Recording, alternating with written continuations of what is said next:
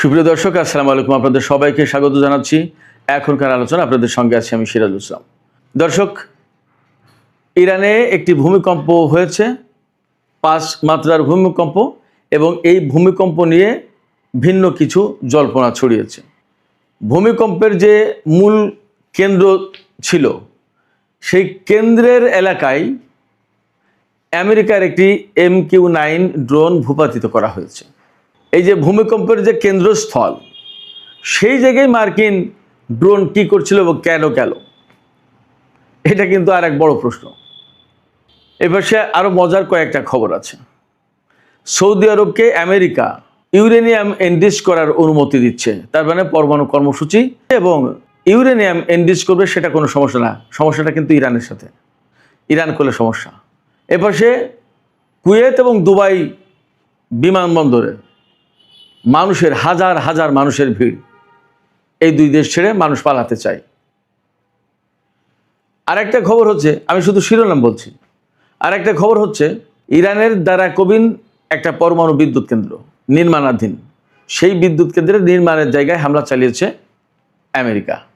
আর সর্বশেষ যে খবর, গুরুত্বপূর্ণ খবর দিই, সেটি হচ্ছে কাতার, জর্দান, সৌদি আরব বা কুয়েত, এই সমস্ত জায়গায় আমেরিকার যে রিফুয়েলিং ট্যাঙ্কার ছিল, যুদ্ধের সময় যুদ্ধ বিমানগুলোকে আকাশেই যে তেল ভরে দেওয়ার ব্যবস্থা, জ্বালানি সরবরাহ করা হয়, সেই রিফুয়েলিং ট্যাঙ্কারগুলো এইসব দেশ থেকে সরিয়ে ইসরায়েলের বেন গুরিয়ন বিমানবন্দরে নেওয়া হয়েছে। প্রশ্ন হচ্ছে, কেন এই সমস্ত বিমান ইসরায়েলের বেন গুরিয়ন বিমানবন্দরে নেওয়া হলো? সুপ্রিয় দর্শক, এই প্রত্যেকটা বিষয় বললাম, এইগুলো নিয়ে আমি এখন ভিডিওতে বিস্তারিত আলোচনা করার চেষ্টা করব। আশা করি আপনারা শেষ পর্যন্ত সঙ্গে থাকবেন। আর ভিডিও ভালো লাগলে লাইক, কমেন্ট, শেয়ার করবেন প্লিজ, এবং চ্যানেলটি সাবস্ক্রাইব করে সাথেই থাকবেন। দর্শক, আমরা প্রথম আলোচনা যেটা দিয়ে করতে চাই, সেটি হচ্ছে সৌদি আরবকে আমেরিকা পরমাণু কর্মসূচি পরিচালনার অনুমতি আগেই দিয়েছে, ভেতরে ভেতরে, গোপনে গোপনে। ট্রাম্প আগের বার যখন ক্ষমতা এসেছে তখনই দিয়েছে। আর এখন ইউরেনিয়াম সমৃদ্ধ এনরিচ করার সুযোগ দিচ্ছে, অধিকার দিচ্ছে আমেরিকা সৌদি আরবকে। এটা নিয়ে কোনো সমস্যা নেই মার্কিন প্রশাসনের। কারণ হচ্ছে, ওই যে আমি বলি, মার্কিন প্রশাসনের অনুমতি নিয়ে আপনি কাজ করছেন, তারপরে তার সাথে আপনি সম্পর্ক রেখে তার স্বার্থ হাসিল করে দিয়ে আপনি যা খুশি করেন, কোনো সমস্যা নেই। অর্থাৎ তার স্বার্থটা 16 আনা বজায় থাকলে হলো। ইরান যখন পরমাণু কর্মসূচি শুরু করেছিল, তখন কিন্তু আমেরিকার সাথে সম্পর্ক ভালো ছিল, বিপ্লবের আগের গল্প। এই আমেরিকাই তখন কিন্তু ইরানের পরমাণু কর্মসূচির প্রতি ব্যাপক সমর্থন দিয়েছিল, কোনো সমস্যা ছিল না। যখন বিপ্লব হয়ে গেল এবং যখন আমেরিকার সাথে সম্পর্ক কাটা হলো, তখন কিন্তু ইরানের পরমাণু কর্মসূচি আমেরিকার নিষেধাজ্ঞার উপরে পড়লো। মার্কিন নিষেধাজ্ঞার কবলে পড়ার কারণেই অনেক অনেক জটিলতা তৈরি করলো, এবং এখনও পর্যন্ত আমরা সেই জটিলতা নিয়েই বিশ্ববাসী অনেকটা নাজেহাল অবস্থায় আছি। কেন বলছি বিশ্ববাসী নাজেহাল অবস্থায় আছি? আজকে এই পরমাণু কর্মসূচিকে কেন্দ্র করেই আমেরিকা এবং ইসরায়েলের হামলার শিকার হয়েছে ইরান, এবং সেই হামলার পরে ইরান যখন পাল্টা শুরু করেছে, তখন বৃহত্তর একটা যুদ্ধ লেগে গেল। হরমুজ প্রণালী বন্ধ হলো, সারা বিশ্বে ক্রাইসিস পড়লো, আমরা বাংলাদেশের মানুষও ক্রাইসিসে পড়ে গেলাম। তাহলে পরিস্থিতি কী? যাই হোক, সৌদি আরব পরমাণু কর্মসূচি পরিচালনা করছে বা করবে। তাদের হয়তো তেল গ্যাসের পাশাপাশি পরমাণু বিদ্যুৎ লাগবে, ভালো। এখন পরমাণু বিদ্যুৎ তৈরির জন্য ইউরেনিয়াম এনরিচ করতে হয়, সেও ঠিক আছে, কিন্তু সেটা কত মাত্রায় এবং কোন পর্যায়ে যাবে এবং কী কাজে লাগাবে, সেটা কিন্তু পরিষ্কার পরিচ্ছন্ন আলোচনা, ব্যাখ্যা থাকতে হবে। তা না হলে আরও জটিলতা তৈরি হবে। সৌদি আরব যখন এই পরমাণু কর্মসূচি পরিচালনা করতে যাচ্ছে, ইউরেনিয়াম সমৃদ্ধ করতে যাচ্ছে, তখন আরেকটা দিকে বিশ্ববাসীর বিশেষ নজর থাকবে যে মধ্যপ্রাচ্যে কি পরমাণু কর্মসূচি বা পরমাণু অস্ত্রের প্রতিযোগিতা বেড়ে যাচ্ছে কিনা, বা পরমাণু অস্ত্রের প্রতিযোগিতা শুরু হবে কিনা। এবার সেই ইরান আমেরিকার মধ্যকার যে যুদ্ধ, সে যুদ্ধ কিন্তু চলছে।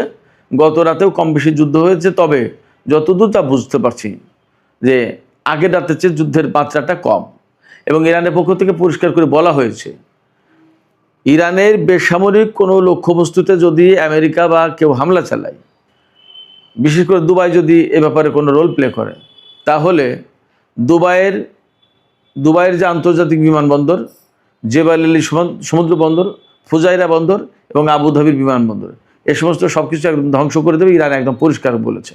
ইরানের পক্ষ থেকে নোটিশও দেওয়া হয়েছে কুয়েত, দুবাই, এরকম কিছু কিছু দেশের, যে তারা যেন সব নিরাপদে থাকে।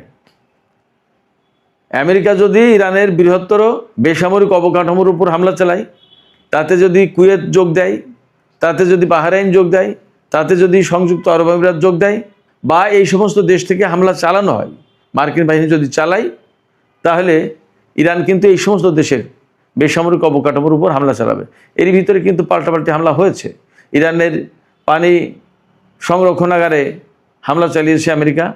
ইরানও কুয়েত এবং বাহরাইনে ওয়াটার ডিস্যালিনেশন প্রজেক্টে হামলা চালিয়েছে। এখানে আমেরিকা ইরানের অবকাঠামো ধ্বংস করছে, আর ইরান ধ্বংস করছে এই অঞ্চলে আমেরিকার মিত্র দেশগুলোর।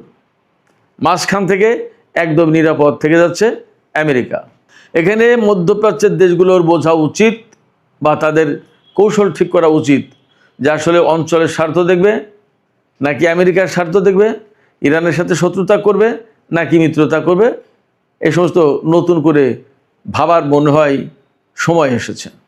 এবার সে আমেরিকা ইরানের উপরে ব্যাপক ভিত্তিক হামলা চালানোর জন্য গত কয়েকদিন আগেই বেশ কিছু যুদ্ধ বিমান এবং রিফুয়েলিং ট্যাঙ্কার বিমান এনেছে, এবং এইগুলো জর্দানে অনেকগুলো মোতায়েন করেছিল। আপনারা সবাই দেখেছেন কি ব্যাপক ভিত্তিক প্রতিরোধ যুদ্ধ চালিয়েছে ইরান গত কয়েকদিন, এবং তাতে আসলে আমেরিকার অনেকগুলো রিফুয়েলিং ট্যাঙ্কার ধ্বংস হয়েছে। যুদ্ধ বিমান, হেলিকপ্টার তো ধ্বংস হয়েছে, আজকের দুপুরের ভিডিওতেও আমি বলেছি।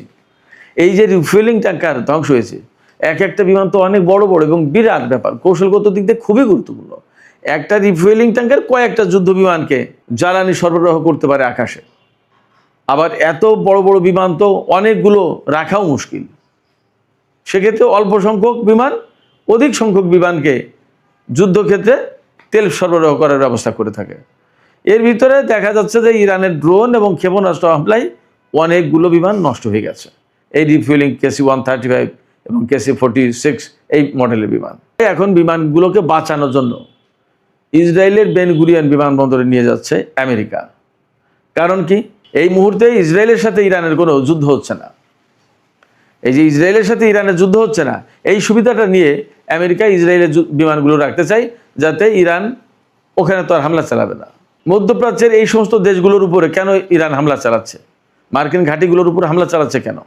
ইরানের বক্তব্য হচ্ছে কি, যে ওই সমস্ত দেশের ঘাঁটি মাটি ব্যবহার করে, যেহেতু আমেরিকা ইরানের উপর হামলা চালাচ্ছে, অতএব ওই দেশের ওই সমস্ত জায়গায় হামলা চালানো হচ্ছে ইরানের পক্ষ থেকে। ইসরায়েলের বিমানবন্দর ব্যবহার করে যদি আমেরিকা ইরানের উপর হামলা চালায়, তাহলে ইসরায়েলের ওই সমস্ত বিমানবন্দরে হামলা চালাবে ইরান।